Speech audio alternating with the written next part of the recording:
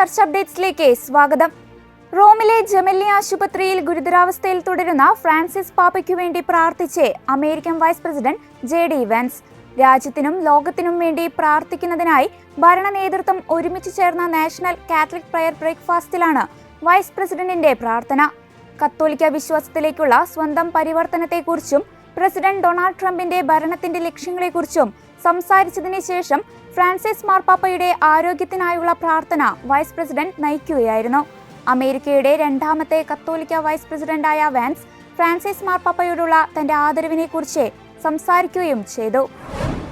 ലഹരി മാഫിയ കേരള സംസ്ഥാനത്ത് അഴിഞ്ഞാടുകയാണെന്നതിനാൽ മദ്യനയം പൊളിച്ചെഴുതണമെന്ന് സീറോ മലബാർ സഭ ആത്മായ ഫോറം.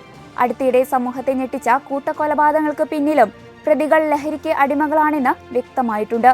കേരള സമൂഹത്തിൽ അപകടകരമായ രീതിയിൽ മദ്യോപഭോഗവും ലഹരി അടിമത്തവും വർദ്ധിച്ചുകൊണ്ടിരിക്കുന്നു എന്നുള്ള ആനുകാലിക യാഥാർത്ഥ്യത്തെ കൂടുതൽ ഗൗരവത്തോടെ പരിഗണിച്ചുകൊണ്ട് ക്രിയാത്മകമായ ഇടപെടലുകൾ നടത്താൻ ഭരണകൂടം തയ്യാറാകണമെന്ന് സീറോ മലബാർ ആത്മായ ഫോറം സർക്കാരിനോട് അഭ്യർത്ഥിച്ചു.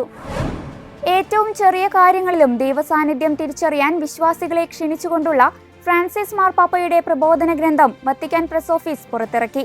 യേശുവിന്റെ സമർപ്പണത്തെക്കുറിച്ചുള്ള സുവിശേഷ ഭാഗം ആസ്പദമാക്കിയാണ് മാർപ്പാപ്പ ഇപ്രകാരം ഓർമ്മപ്പെടുത്തിയത്. പിഞ്ചുകുഞ്ഞിനെ ശിമയോൻ തന്റെ ഹൃദയത്തോട് ചേർത്ത് പിടിക്കുമ്പോൾ ആശ്വാസവും തന്റെ നിലനിൽപ്പിന്റെ പൂർണ്ണതയും കണ്ടെത്താൻ ശിമയോനെ കഴിയുന്നു. ദൈവം ഇസ്രായേലിനെ പ്രവാചകന്മാരിലൂടെ നൽകിയ വാഗ്ദാനങ്ങളുടെ പൂർത്തീകരണം അപ്പോൾ സംജാതമായെന്നും ഗ്രന്ഥത്തിൽ മാർപ്പാപ്പ പങ്കുവച്ചു. മരണമടഞ്ഞവർക്കെതിരെ ആരോപണങ്ങൾ ഉന്നയിക്കുന്നത് കത്തോലിക്ക സഭയുടെ നിയമങ്ങൾക്ക് വിരുദ്ധമാണെന്ന് വത്തിക്കാൻ വ്യക്തമാക്കി. വത്തിക്കാന്റെ നിയമനിർമ്മാണങ്ങൾക്കായുള്ള ഡിക്കാസ്ട്രി കഴിഞ്ഞ ദിവസമാണ് മരണപ്പെട്ടയാളുടെ സൽപ്പേര് സംരക്ഷിക്കുന്നതിനെ ശക്തിപ്പെടുത്തുന്ന ഈ രേഖ പുറത്തുവിട്ടത്.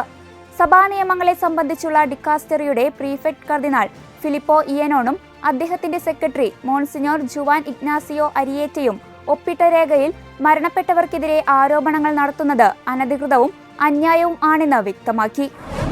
2025 പ്രോ ലൈഫ് ദിനാഘോഷം മാർച്ച് 26 പാലാ രൂപതയിലെ അൽഫോൻസിയൻ പാസ്റ്ററൽ ഇൻസ്റ്റിറ്റ്യൂട്ടിൽ വെച്ച് നടക്കും.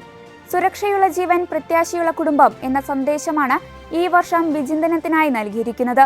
പാലാ രൂപതയുടെ അധ്യക്ഷൻ മാർ ജോസഫ് കലറങ്ങാട്ട് പിതാവ് ഉദ്ഘാടനം നിർവഹിക്കും. KCBC പ്രോ ലൈഫ് സമിതിയുടെ chairman bishop doctor Paul Antony Mullassery അധ്യക്ഷത വഹിക്കും. പ്രോ ലൈഫ് സമഗ്ര ദർശനം, മനുഷ്യജീവനെതിരെയുള്ള ആനുകാലിക വെല്ലുവിളികൾ എന്നീ വിഷയങ്ങളെക്കുറിച്ചുള്ള സെമിനാറും ചർച്ചകളും ഉണ്ടായിരിക്കും. രാവിലെ 9 മണി മുതൽ 4 മണി വരെ നടക്കുന്ന സമ്മേളനം രാവിലെ ദിവ്യബലിയോടെ ആരംഭിക്കും. കേരളത്തിലെ വിവിധ രൂപതകളിൽ നിന്നും പാലാ രൂപതയിലെ വിവിധ ഇടവകകളിലെയും പ്രോ ലൈഫ് പ്രവർത്തകരും പാലാ രൂപതയിലെ വിവിധ പ്രസ്ഥാനങ്ങളുടെ പ്രതിനിധികളും സമ്മേളനത്തിൽ പങ്കെടുക്കും.